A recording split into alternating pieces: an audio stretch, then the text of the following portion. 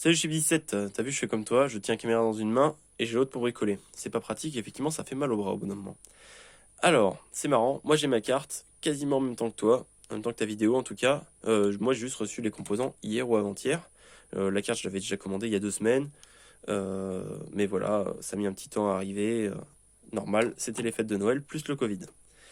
Alors, de mémoire, ta carte, t'as une entrée alternative, un pont de diode, une diode anti-retour, un condensateur, un 7812 et une sortie. La mienne, elle est un tout petit peu différente, c'est-à-dire, déjà, il n'y a pas de diode anti-retour, parce que ça ne sert à rien.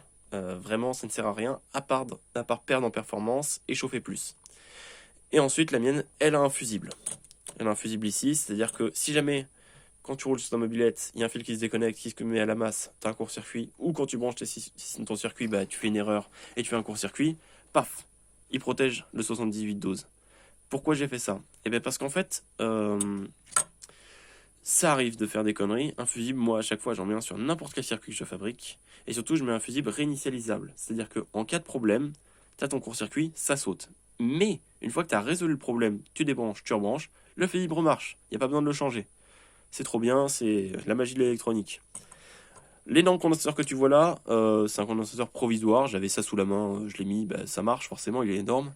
Mais, en réalité, le petit suffit, hein. Le petit ici, il suffit largement à nos besoins. Ça, c'est la version 1, la version test, la version un petit peu bêta, la version prototype de ce que j'ai fabriqué. Ça marche, ça fonctionne, testé, machin. Ça fonctionne même très très bien, hein, comme la tienne.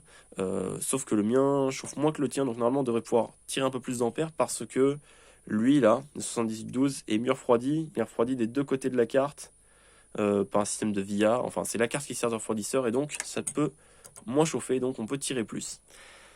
Alors, la suite, moi j'ai la version 2 que je suis en train de concevoir là ce soir et que j'aurai fini ce soir certainement, qui sera 2 fois plus petite, avec forcément pas le gros condensateur mais que le petit, et où on pourra tirer 7 ou 8 ampères, parce que c'est mon but, j'aimerais qu'on puisse tirer 7 ou 8 ampères, c'est-à-dire le maximum d'ampérage possible par l'éclairage Moriyama, euh, pour qu'on puisse alimenter autre chose que la pompe à eau. Je m'explique.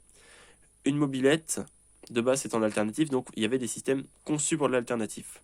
On avait du coup des phares halogènes qui clignotaient, mais clignotaient assez vite pour qu'on ne voit pas la différence. Et c'est tout. Il n'y avait pas de pompe à eau, il n'y avait pas de système. Là qu'on est en train d'installer une pompe à eau, je suppose que tu es aussi en éclairage LED à l'avant et à l'arrière, parce que ça consomme beaucoup moins et ça éclaire plus. Et tu as un compteur de vitesse, un capteur de température et un compte tour. En fait, ces 3 trucs-là pourraient aussi s'alimenter en 12 volts continu. Pas en alternatif, hein, mais en continu. Les LED, elles supportent l'alternatif et le continu. Et en plus, elles préfèrent le continu.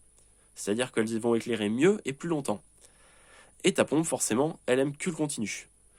Donc ce serait sympa d'avoir toute la mobilette en continu. Donc 7 ampères en continu, c'est largement suffisant pour alimenter tous tes appareils.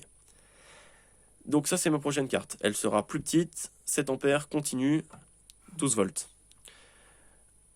Je te parle d'un autre projet qui arrivera juste après. Je suis en train de concevoir une carte qui fait compte tour, capteur de vitesse, capteur de température. Pourquoi? Parce que je trouve que ceux qui sont dans le commerce, bah déjà, ils sont nuls. Et surtout, ils sont pas forcément très fiables. On sait pas comment les réparer quand ça pète. Ils sont souvent sur pile. Et ils sont pas forcément très jolis. Euh, Moi, ce qui m'intéresserait avec toi, c'est qu'on voit ensemble, justement pour l'esthétique. Parce que, tu sais, moi, je le fais comme ça, la carte, hein, mais si tu la veux dans une autre forme, dans un autre système, avec d'autres fonctions, c'est tout à fait possible. L'électronique, tu fais un peu ce que tu veux. Donc, ce serait pas mal qu'on voit ensemble, toi qui fais de la mobilette depuis plus longtemps que moi, et moi qui fais de l'électronique depuis plus longtemps que toi, euh, quelle esthétique et quelle fonctionnalité on pourrait apporter sur les mobilettes pour que ce soit joli, pratique et fiable.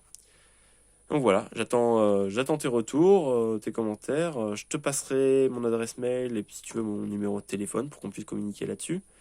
Et je pense que ce serait intéressant que tous les mobeurs aient accès à ce genre de choses parce qu'en fait ça n'existe pas. Il n'existe que des systèmes propriétaires qu'on achète à des prix un petit peu aléatoires. On ne sait pas si ça va bien marcher, on n'a pas les performances.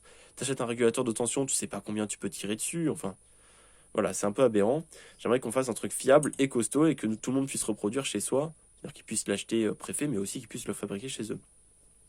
Cette carte-là, soit dit en passant, quand j'en commande, là, j'en commande 5 par 5. C'est obligatoire, hein, quand tu commandes une carte, c'est que 5 minimum. C'est plus fait pour faire de la série que du prototype. Du coup, ben, j'en ai 4 autres. Est-ce que quelqu'un en veut? Si t'en veux, bah vas-y, contacte-moi. Si quelqu'un d'autre en veut, bah, qu'il me contacte. Il y en a 4. Sans gros condensateur, forcément, puisqu'il sert à rien.